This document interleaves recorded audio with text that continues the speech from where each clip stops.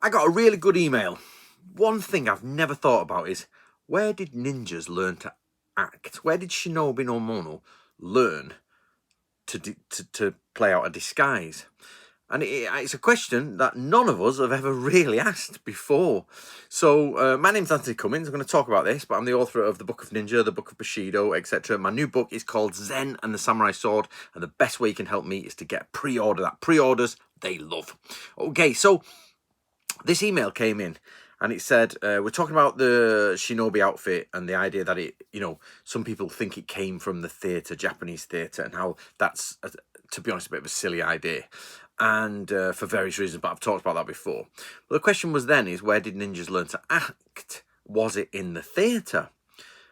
Which you would assume, but then it really made me think, no, they probably definitely didn't learn to act in the theatre. In fact, I would say the theatre is the last place you would learn to act, to disguise yourself. Why? Let's find out. So, right, okay. Basically, theatre acting or theatre in medieval times was not how we imagine acting today, which is silver screen acting. It was extremely over the top, not that subtle. Now, Japanese aficionados will come in and say, oh, there's so many subtleties in No theatre. There are subtleties inside of No, but, which is a type of theatre, for you guys who don't know.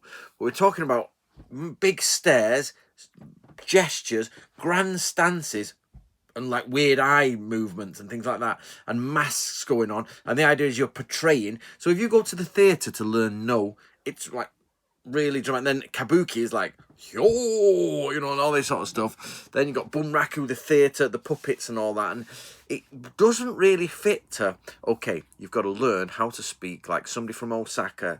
You've got to learn how to talk like let me change it around. You've got to speak like someone from Brooklyn.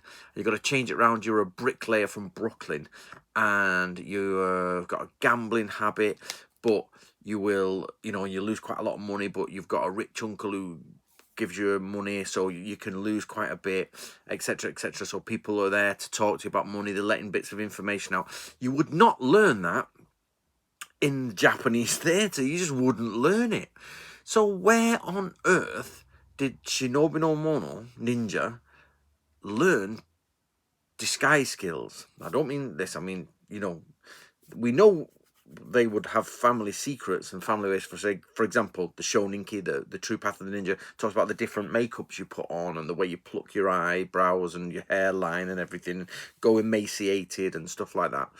So we know there's that type of it. We know that there's ways to dress and look like other people, but actually acting like other people, God knows. I would say, like all ninjutsu, it's inside the family secrets. The family practicing ninja, there would be people who would absolutely know how to act, but none of that was ever written down in the manuals. Now, it does say you've got to be good at, blending in and things like that. So that's a difficult one. It's a really difficult question that I have never, ever contemplated.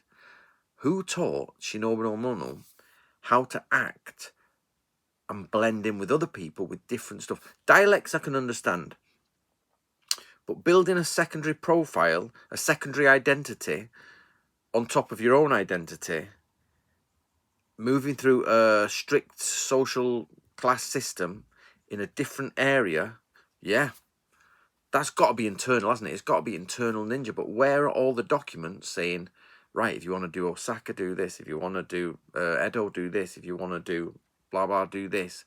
If you're going to be from the north, speak like this. If you're going to be from the south, speak like that. They're just not there. Crazy. So, anyway, my name's Anthony Cummins. I hope you enjoyed that. That's a good question, one I cannot answer. And so, Book of Ninja, get a copy. Art of War, Yin Yang, I Ching, Book of Samurai, and Book of Bushido, especially audible on that. But if you really, really want to help me, then Zen and the Samurai Sword is where it's at. That really, a pre-order of that would go down wonderfully.